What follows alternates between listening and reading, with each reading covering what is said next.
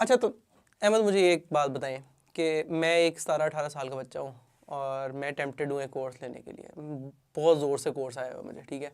मुझे कोई ऐसी चेकलिस्ट दे दें कि यार अगर इन 5 6 7 चीज़ों पे ये कोर्स सही उतरता है ना तो मुझे वो कोर्स ले लेना चाहिए।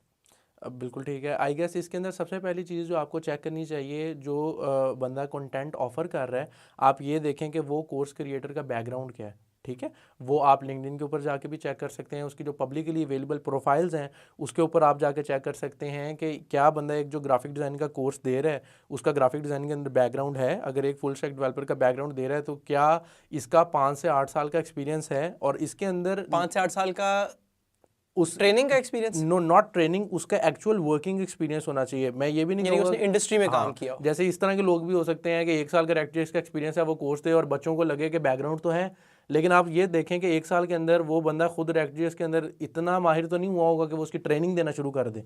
तो there should be at least 3+ years of experience working in that specific industry. यार आई वुड से 6 इयर्स में, आई वुड से कि 6 years I would guess be a three decent three time. Plus years जितना भी है वो I guess plus है, and ठीक यू है, आर सही है। राइट ऑन दैट, क्योंकि मेरे ख्याल है जब आप 5+ जाते हो तो आपके अंदर वो मेच्योरिटी भी आती है, आपके अंदर वो कंसाइजनेस भी आती है कि आप लोगों को ये नहीं कर रहे होते कि ये भी पढ़ लो खुला ये भी छोड़ पढ़ लो दिया, ये भी हाँ। पढ़ लो। आप चीज़ों को कंसाइज और प्रिसाइज करके बता सकते हो उनको कि यार ये चीज़ आप करो और ये चीज़ आप छोड़ दो। ठीक है, तो ठीक आई है। Guess background check is the first thing.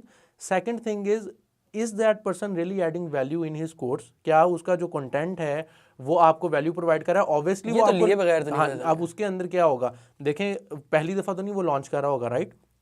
अगर just wait for his first batch, आपको लाजमी थोड़ी है कि हमने पहले बैच में जाके फर्स्ट उससे बैच में बैठना ना है। जाए, ये आपका हाँ, कभी कार्डिनल भी ना रूल है। जाएं, अच्छा, बिल्कुल। ठीक। फर्स्ट बैच वालों से आप पूछें, सेकंड बैच वालों से आप पूछें, reach out to the people यार जिन्होंने वो वो भी, कोर्स वो लिया होगा। स्पॉन्सर्ड भी तो हो सकते हैं, नहीं? आई गेस उसके अंदर कितने, अगर मेरा ख्याल है कि एक बैच है तो वो स्पॉन्सर हो सकता है, लेकिन अगर एक बंदे ने 4 या 5 बैचेस का कोर्स करवाया है राइट। तो अगर उसने इतना स्पॉन्सर कर दिया तो मेरा ख्याल है उसको पैसा कमाने की या कोर्स बनाने की ज़रूरत ही नहीं थी। राइट। ठीक है, तो 4-5 बैचेस अगर उसने सक्सेसफुली रन किए हैं तो फिर आप उन लोगों को रीच आउट करें। यूट्यूब पे अगर कोई कोर्स है या किसी भी उसके ऊपर पढ़ा है यूडेमी या उसके ऊपर, तो वहाँ पे आपके पास रिव्यूज़ की फॉर्म में भी लोग मौजूद हैं। यूट्यूब के ऊपर एक्चुअल प्रोफाइल्स लोगों के कमेंट्स के अंदर मौजूद हैं, तो उनको रीच आउट करें। आप उनसे पूछें कि क्या ये जो इन्होंने चीज़ें पॉइंट सेल आउट की थी वो इन्होंने डिलीवर की हैं या नहीं की हैं। ऑल्सो ये करने के बाद अब तुम कहाँ पे हो? एग्जैक्टली कि आपने वो चीज़ें सीखी तो आपको आपके लिए क्या लगता है कि एक तो उन्होंने जो चीज़ें बताई थी वो उसमें थी या नहीं थी। अब लेकिन ये डिपेंड करता है कि वो सारी चीज़ें होने के बावजूद भी क्या उसने आपको इम्पैक्ट किया, क्या उसने आपके लिए वो वैल्यू ऐड की या नहीं की। तो ये वो बेसिक क्वेश्चंस हैं जो आपको पूछने चाहिए और चीज़ें देखनी चाहिए एक कोई भी कोर्स है उसको लेने से पहले। ठीक है।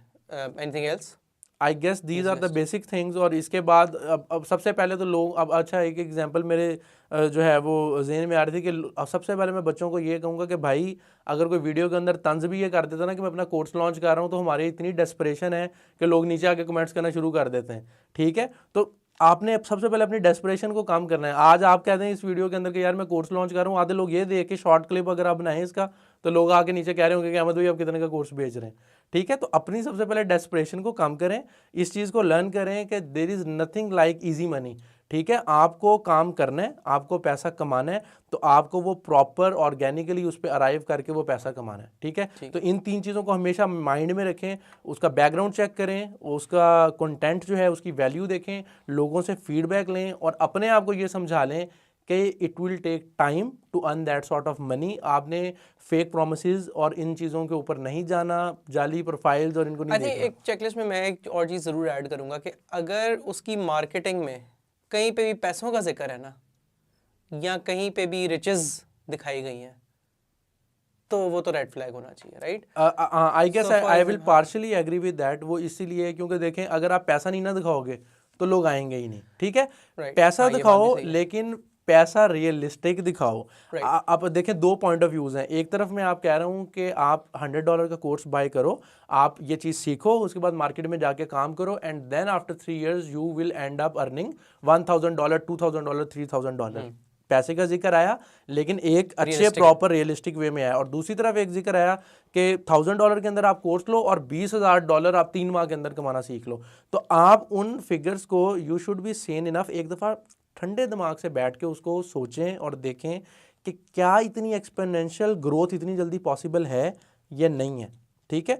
मेरा मसला सबसे ज़्यादा मंजन सेलर्स के साथ ये है कि वो लोग ये नहीं देखते कि बच्चों की कैपेबिलिटी वो है या नहीं है, ठीक है। उन्होंने सारी की सारी लॉट को उठाना है और वही काम जो शायद 2-3 बच्चे कर भी जाएं उसके अंदर, लेकिन जो बाकी 27-28 पीपल आपके कोर्स में हैं उनकी कैपेबिलिटी ही नहीं है वो करने की। तो इसके ऊपर हमारे जो एक्चुअल कोर्स क्रिएटर हैं उनको ये भी चेक रखना चाहिए कि उनको कंसल्टेशन promise पे दें deliver उस कोर्स से करूंगा। पहले कि भाई ये लोग इस कैपेबल हैं कि ये इस कोर्स को ले भी सकते हैं या नहीं।